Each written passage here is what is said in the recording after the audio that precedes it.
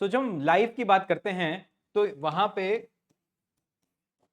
एक बहुत बड़ा इफ आ जाता है. There is a if whenever we talking about life. L stands for late and E stands for early. What if we as humans, we as individuals die late, what will happen? So हमारे को retirement solution के बारे में बात करनी पड़ती है. We need to talk about our retirement corpus, creating a retirement corpus for our own self. जब हम कमाने लायक ना बचे हैं और when we actually retire from work, meaning कि हम उसके बाद नहीं कमा रहे हैं, तो हमारे पास कुछ सब्सटेंशियल अमाउंट होना चाहिए to spend the rest of our life अगर हम लेट तक जीते हैं तो. दूसरा लाइफ में if, the second if in our life is what if early death hits us.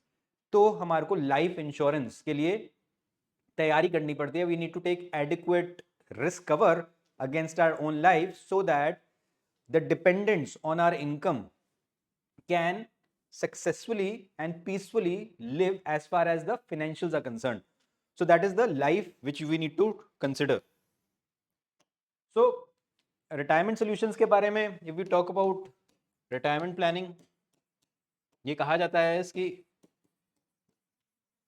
just in case if you are a parent, तो ये कहा जाता है the best gift what you can give to a child is to plan a retirement for yourself, to give yourself a retirement corpus. That's the biggest gift you can give to your child. कहने का ये मतलब है यदि आप किसी के माता पिता हैं तो आपको अगर अपने बच्चे के लिए कुछ करना है तो आपको अपने लिए रिटायरमेंट प्लानिंग कर लेनी चाहिए. कहने का ये मतलब है जब आप बूढ़े हुए तो आप अपने बच्चों से कुछ ना मांगो इन terms of your living and your basic lifestyle requirements के लिए आपको उनसे कुछ मांगने की जरूरत ना पड़े, या उनको दूर दूर तक आपके सर्वाइवल के लिए या आपके लाइफस्टाइल को पूरा करने के लिए उनको कोई टेंशन ना लेने पड़े as far as the money matters are concerned. So that's the biggest gift you can give to your child. So remember that as far as retirement planning is concerned.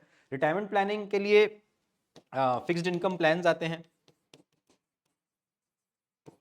Beautiful plans जहां पे आप 1 साल, 3 साल, 5 साल, 10 साल, 15 साल, 20 साल, 25 साल तक आप कंट्रीब्यूट कर सकते हो, या you can even choose a longer tenure and then expect a lump sum return or a sequential return, a cash flow return, fixed, tax free. Generally ये सब टैक्स फ्री होते हैं up to a certain limit, तो आप उस हिसाब से retirement planning कर सकते हो. दूसरा होता है डायनेमिक और equity based,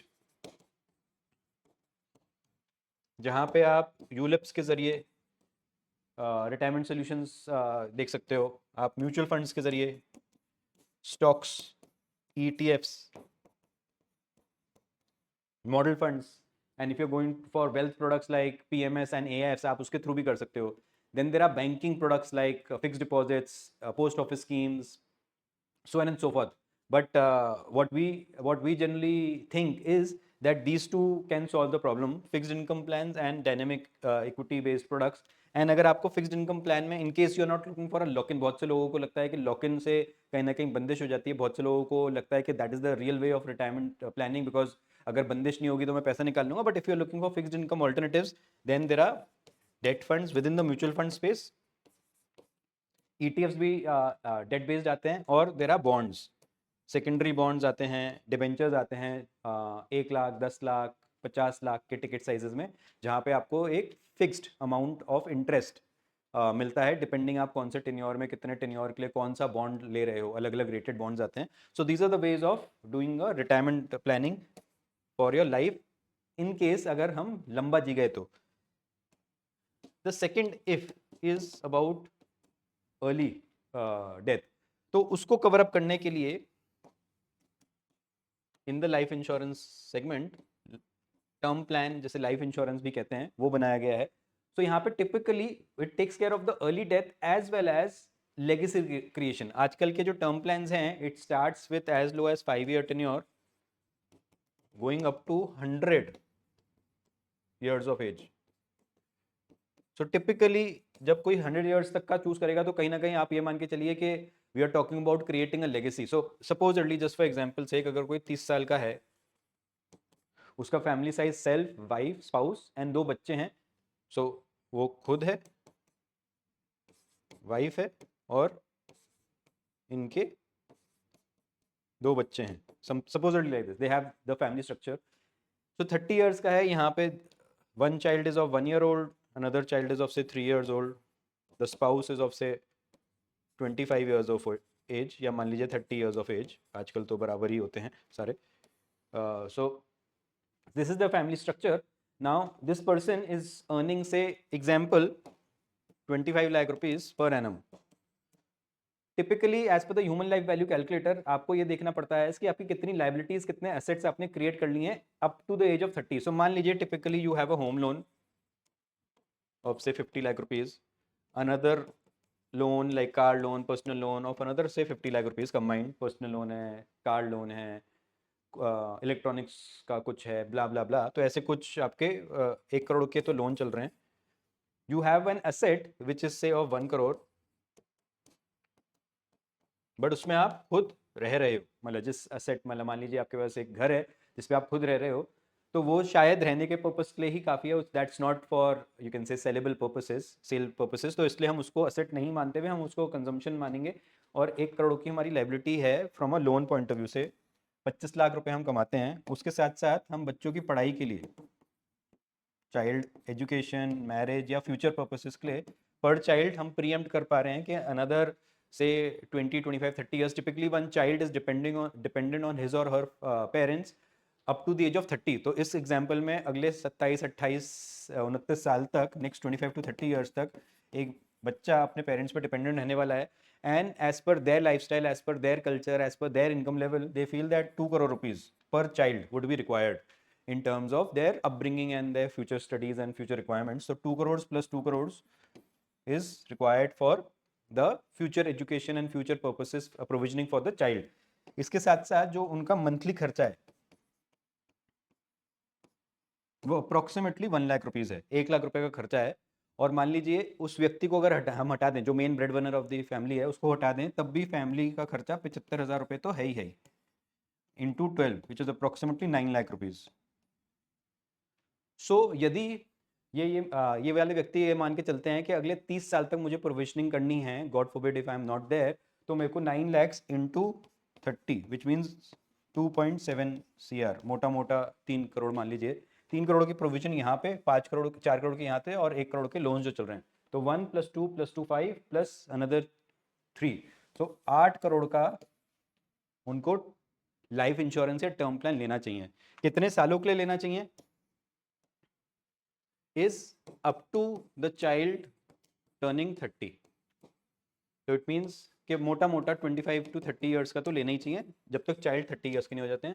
Second, if they are wanting, if the individual is wanting to make a provision for a legacy creation, then they can choose a higher tenure, which means अगर कोई 30 साल का है तो उसको typically 30 + 30 60 का ले लेना चाहिए. 60 years तक का टर्म प्लान लेना चाहिए. अब यहाँ पे आती है कि स्पाउस के लिए भी प्रोविजनिंग करनी है. तो स्पाउस पॉइंट ऑफ व्यू से maybe another you can stretch for 40 और plus 50 years which is up to 70 और up to 80 years of age. कहने का ये मतलब है कि गॉड फॉरबिड 70th ईयर के आसपास कुछ हो जाए और एक लमसम फैमिली को मिल जाए, तो that would help survive the needs of the family post the death of that individual. So अब दूसरा चीज आता है कि मेरे को ये तो समझ में आ गया टेन्योर कितने का लेना चाहिए, बट मुझे कौन से मोड में पेमेंट करनी चाहिए. So there is something called as regular mode and limited payment mode.